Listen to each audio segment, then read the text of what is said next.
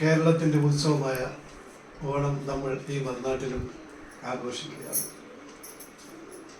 ഏകദേശം 34 വർഷം കഴിഞ്ഞ് 35ാമത്തെ വർഷത്തിലേക്ക് കടക്കുന്ന പ്രവാസ ജീവിതത്തിൽ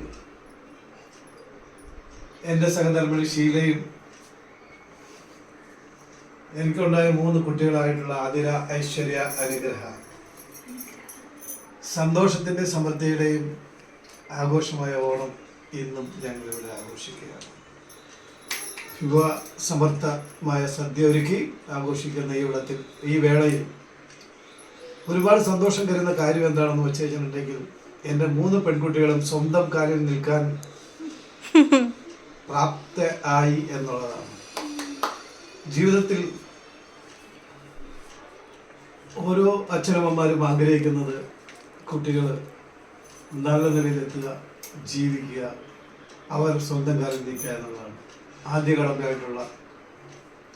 ആ ഒരു അവസ്ഥയിലേക്ക് അവർ 3 പേരും എത്തിച്ചേർന്നു എന്ന രീതിയിൽ ഞങ്ങൾ 2 പേരും വളരെ സന്തോഷത്തോടെ കഴിയുന്നു.